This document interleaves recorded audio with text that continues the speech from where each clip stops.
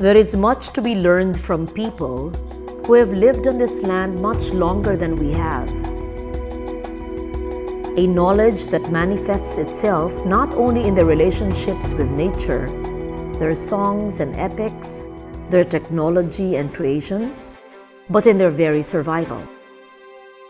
Only by being aware of this heritage of the indigenous can we find not only our roots, but our direction.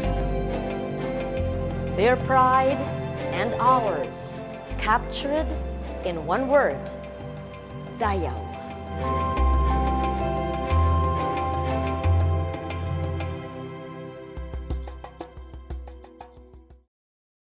Traditional knowledge has not only shaped the way our indigenous people have survived. Time-tested methods of building, construction, and architectural ornamentation have also guaranteed the survival of our churches, administrative buildings, ancestral homes, symbols of our colonial heritage. But for how long? After the great earthquake hit the Visayas in 2013, the vulnerability of many colonial structures was laid shockingly and irreparably clear. Much still has to be done to restore the great churches of Bohol, Cebu, and many other places. And it is not just a matter of cementing everything over. If ever these structures are to be fully and truthfully restored, we must look to both past and present expertise to maintain the integrity of these sources of Dayaw, our knowledge, our pride.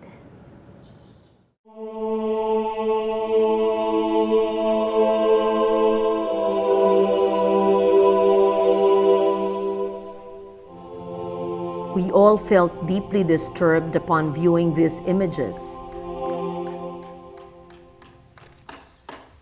The great churches of Lobok and Baclayon in Bohol in ruins.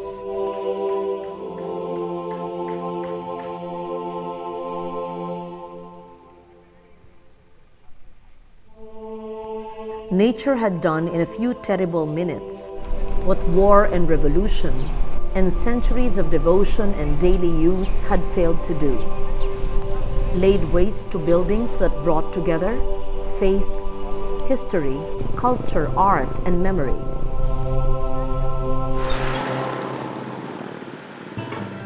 As a concerned government agency struggled to rebuild these structures, one important observation comes to light. Conscientious restoration must take into consideration the sensibilities and shared memories of the community while maintaining a building's historic and stylistic integrity.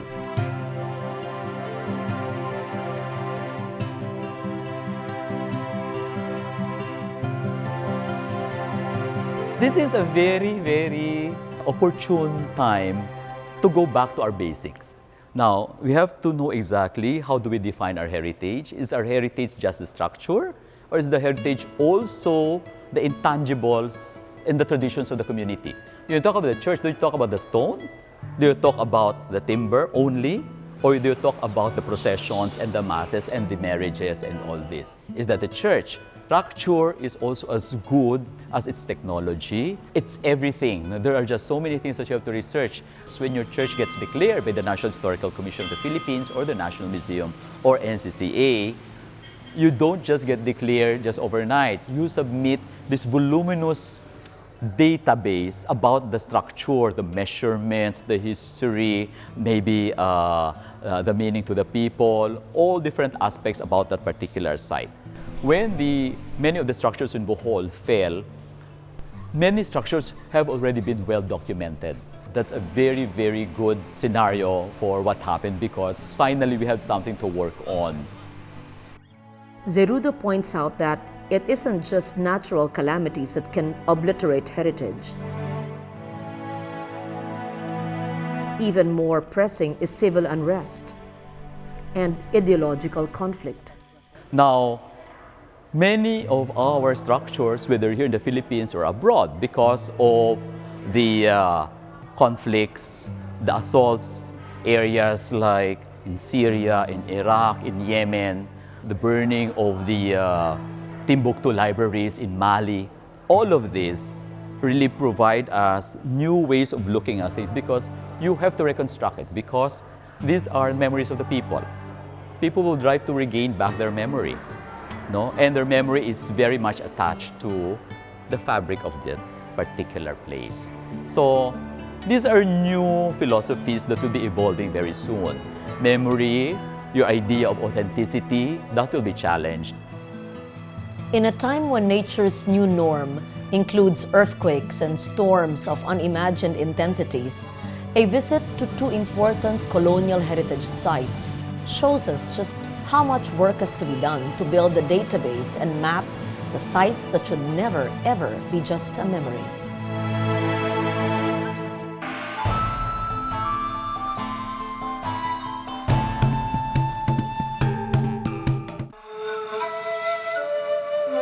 The jewel of Iloilo's heritage is the Augustinian Church in Miagao, dedicated to St. Thomas of Villanueva.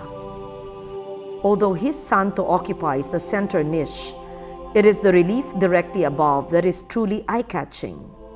Here, St. Christopher is seen in a tropical landscape with papaya as he crosses the river bearing the child Jesus. The facade is a work of art that merited the church the distinction of being named to the UNESCO World Heritage List.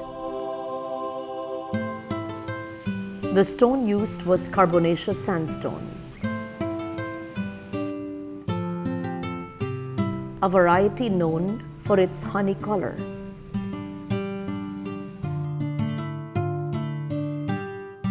In late afternoon, the light bathes the entire structure in a subtle reddish gold gleam. Miagao Church was built starting in 1786 and it was finished in 1797. This was built for 11 years and so many men in this town labored to build this magnificent church. The stones were quarried about 18 kilometers away from the mountains of the neighboring town of Igbaras. Some of it were quarried from the barangays of Dingle and Calampitaw of this town. The stones are sandstone, but the carbonaceous type, which makes it honey-colored. And from the mountains, they cut it into big bricks and put it all together using egg white, lime, and sand, the combination of which we call mortar as adhesive. It's a little mystery how our ancestors were able to carve on sandstone because as of now, sandstone proves to be very vulnerable to metal. So when we use metal chisels to carve on sandstone, the tendency is for the sandstone to easily break.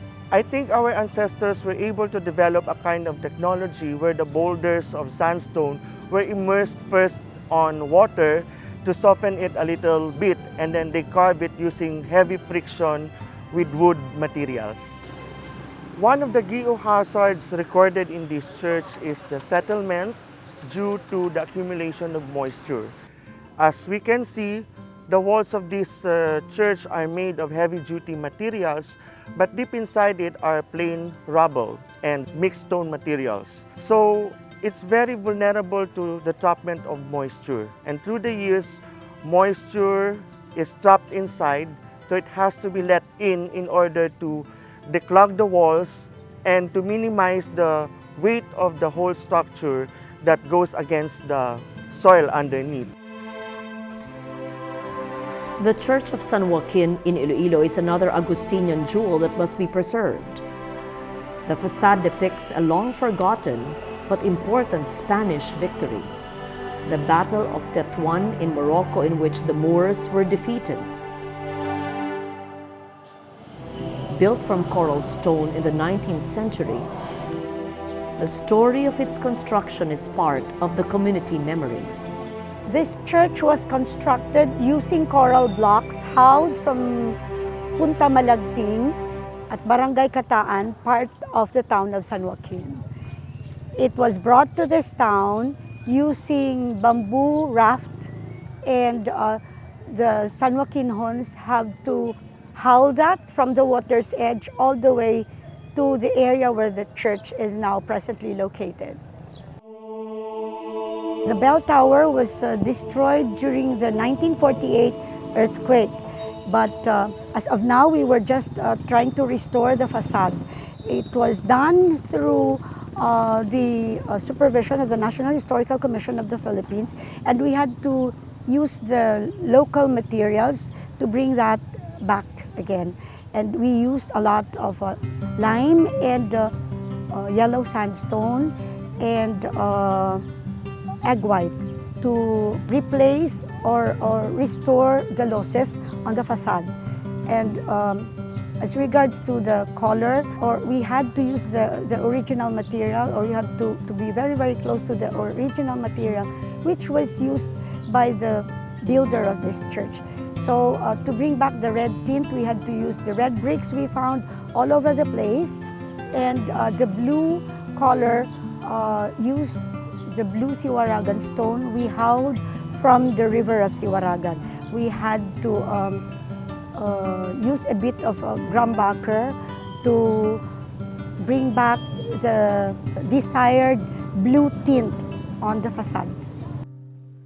Two other churches in Iloilo have interesting restoration stories that point to racial memories as an important part of a heritage structure. The first is a Church of the Immaculate Conception in Oton. The story of the image of the Immaculate Conception, as we can see right now, is that it protected the whole municipality, the whole town against typhoons, disasters, and a lot of calamities, as evidenced by the people, by the experiences of the modern generation, that even though there's Yolanda, Typhoon Frank, Typhoon Millenia, Oton was spared even though the neighboring towns were affected. The Church of Santa Barbara, on the other hand, is memorable to the residents of the town because of its involvement in the socio-political upheaval of the Philippine Revolution. It was constructed in 1849, led by the Augustinian Fathers. It was through forced labor, and the materials came from the town around Santa Barbara, namely Tubungan, Leon, Alimujan. Santa Barbara Church and Convent is considered as a National Historical Landmark, having served as the headquarters of the revolutionary movement under General Martin Teofilo Delgado during the Spanish time. And recently, it was also declared by the National Museum as a National Cultural Treasure.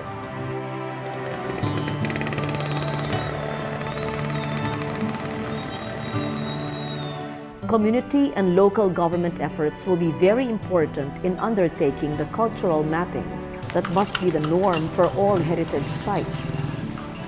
Vigan in Ilocos Sur is one such exemplary site. They put up convention centers based on their heritage. They put up conservation complexes based on their heritage. They did so many museums based on the maps that they were able to put together. They renewed many of the traditional crafts based on the heritage. No? So they deepened many of the researches. The moment the city becomes very active in terms of investment in tourism, the land prices shoot up. You couldn't get a piece of land now in that very prime space of Crisologo Street or any other place in Vigan. So it's very encouraging. It's a very good model. We're thinking, Vigan doesn't have the beautiful beaches of Boracay, the beautiful mountain ranges of the Cordilleras. But we do have a very rich culture and history. Now, slowly, the Vigan houses have evolved back to what it was originally, because they were all shop houses. So shops on the ground and living quarters on the second floor. When we had a movement to have Vigan inscribed in the UNESCO World Heritage List, there were actually two things that they were looking into also. And one is that you have protective legislation. And the second one is that you have community participation.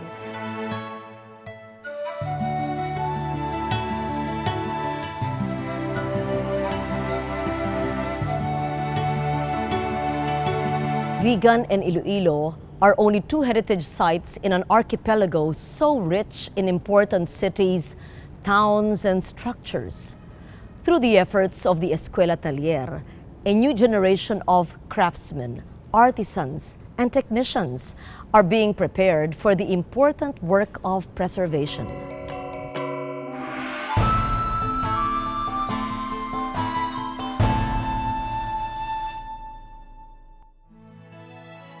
At the Escuela Taller, young Filipinos can truly say that they have a firm stake in the past, and that modern technology and methods are their tools. Escuela Taller was established in Spain in 1985 because they figured that they had a lot of problems of unemployment for the youth. And then at the same time, they had a lot of heritage structures that needed conservation. So they thought, why not marry the two? Escuela Taller here in Intramuros is the first in Asia. So this was established here in 2008, but we were inaugurated in 2009. And this is through the partnership of the Spanish government and the Philippine government. So there are 2 organizations who are actually supporting this school, namely the Agencia Española de Cooperación Internacional para el Desarrollo. That's the Spanish Agency for International Cooperation here in the Philippines. And the Philippine counterpart is the National Commission for Culture and the Arts. The courses that we offer here are related to construction. So we have masonry, carpentry, electrical plumbing, metalworks, and painting. So those 6 trades are what we offer here, but we have an additional specialization course, which is in traditional construction. We also add workshops or lessons they learn here are in traditional construction. For example, under masonry, the students not just learn how to construct using concrete and hollow blocks, but they learn how to work with stone, bricks, using the traditional methods of construction. And then there are the young Filipinos whose talents are now being put to the service of heritage in the future. Malaki po kasi yung pagkakaiba eh. Kasi po yung hawak po namin is napaka-importante po niyan. Heritage yan eh. Kailangan pangalagaan mo po talaga. Yung iba kasi construction as in magtatayo ng building, magtatayo ng kung ano-ano. Kami po kasi restoration, conservation. Kino-conserve po namin yung mga lumang simbahan para po mapanatili sila at mapaganda. Yung dati po, napapadaan po ako sa mga lumang simbahan, napapapasok po ako. Napapatingala po ako kung paano nila ginagawa, kung paano nila inuukit isa-isa yung mga ang hihirap na mga bato. Di ko po alam yung salitang adobe dati. Pag pumapasok ako, akala ko lang, concrete lang yan, ganun. Tapos po, nung pumasok po ako ng eskwela, talagang doon ko po nalaman yung kahalagahan niya, kung paano siya pangalagaan, kung paano siya i-handle ng maayos. The restoration community or the people involved in restoration here are getting more and more engaged and committed to restoration work and conservation work. But of course, there is a lot of room for improvement. As I've always said, the realm of conservation here in the Philippines is still in its infancy stages. We still have a lot to learn. We need to be able to work together, create more synergies between the public institutions and the private sector, for example, in all these efforts that we're doing now. The old techniques are very suited to our environment and our climate. We are an earthquake-prone region. That's why we cannot build structures using the European techniques. Walls cannot withstand earthquakes because walls, cement, stone walls, are very weak in tension. However, bamboo and wood, which we use in our houses, wood is very, very strong in tension. Wood doesn't easily collapse. just because of an earthquake. And this is very important because if you build traditional houses, you will not be a victim of earthquakes because the posts are made of wood or bamboo. They just sway with the earthquake. Many of our traditional ways of building churches, we made this earthquake Baroque style with very, very thick buttresses. And there, even if you use stone, very strong earthquakes can just topple the walls because of the strong buttresses, like what you find in the Mag-Ao Church in Iloilo.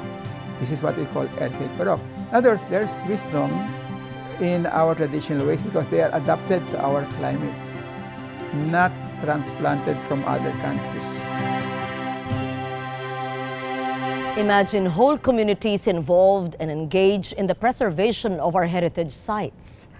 Imagine government agencies working with these communities, as well as young Filipino craftsmen, skilled workers who utilize both traditional and state-of-the-art technology, all coming together in an effort that is respectful of the past and grounded in the present.